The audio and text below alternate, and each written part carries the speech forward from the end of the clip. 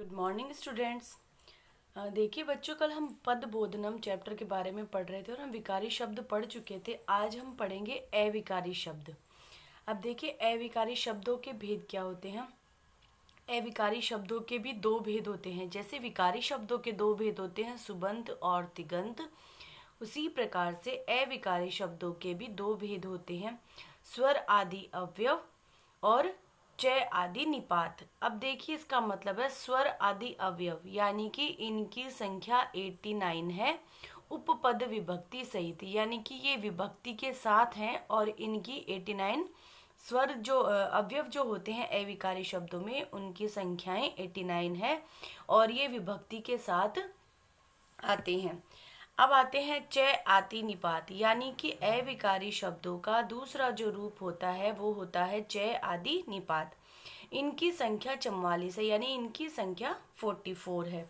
अब देखिए स्वर आदि तथा चय आदि इन दोनों की गणना सामान्य रूप से अवयव में होती है। स्वर और च इन दोनों की गणना सामान्य रूप से अवयव में होती है कि ये अवयव के रूप होते हैं। अब जैसे प्रत्यय, उपसर्ग, धातु या शब्द में जुड़ने वाले अंश प्रत्यय कहते हैं। यानी कि प्रत्यय किसको कहते हैं? किसी धातु में या किसी शब्द में जो अंश यानी जो टुकड़ा, जो एक वर्ण जो जुड़ता है उसको हम क्या कहते हैं? प्रत्यय कहते हैं। तथा धातु के पहले जुड़ने वाले अंश को उपसर्ग कहते हैं। यानी बाद में जुड़ने वाला प्रत्यय और पहले जुड़ने वाला उपसर्ग कहलाता है। अब देखिए प्रत्यय तीन प्रकार के हैं। प्रत्यय तीन प्रकार के होते हैं, कृत प्रत्यय, तदित प्रत्यय और स्त्री प्रत्यय। अब देखिए मूल धातुओं, संज्ञा, सर्वनाम, विशेषण शब्दों के पश्चात जुड़कर, यानी कि जो संज्ञा, सर्वनाम, विशेषण इनके बाद में जो जुड़ता है और उनके नवीन अर्थों को प्रकट करने वाले अंश प्रत्यय कहलाते हैं। यानी किसी भी मूल धातु में, संज्ञा में, सर्वनाम में या विशेषण में बाद में जुड़कर उसका एक नया ही रूप प्रकट करता है या उसका एक नया अंश प्रकट करता है, उसको हम प्रत्यय कहते हैं।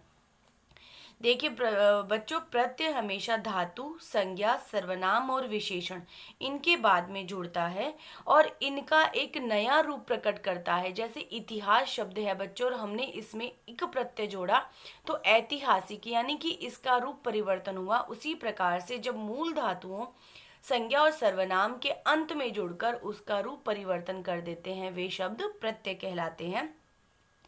अब जैसे देखिए प्रत्यय कितने प्रकार के होते हैं। कत प्रत्यय, कत्वतु प्रत्यय, कत्वा, लप्य, तुमुन, तव्यत, अनियर, यत आदि कृत प्रत्यय हैं और तरप, तमप, मतुप, इनी आदि तदित प्रत्यय हैं। डीप, टापय आदि स्त्री प्रत्यय में आते हैं। अब देखिए उपसर्ग। उपसर्ग क्या होते हैं? संस्कृत में 22 अवयव ऐसे हैं जो क्रिया से पहले जुड़ते हैं। यानी संस्कृत में 22 अवयव क्रिया से पहले जुड़ते हैं और वे उपसर्ग कहलाते हैं।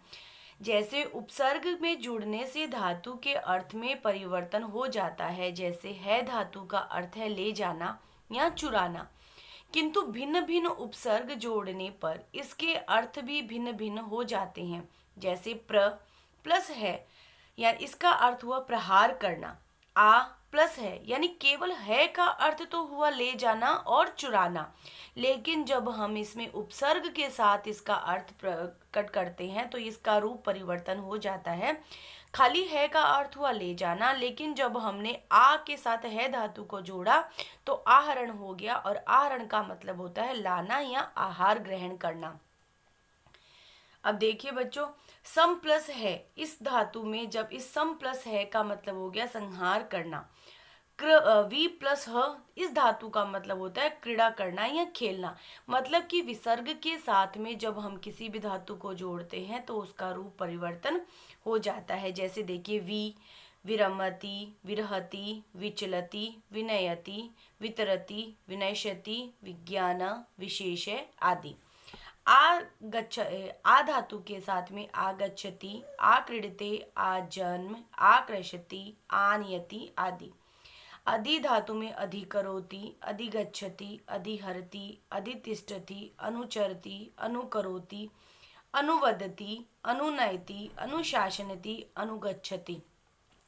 वीडियो ध्यान पूर्वक देखकर आपको केवल समझना है, अपनी नोटबुक में यह कार्य नहीं करना है। धन्यवाद।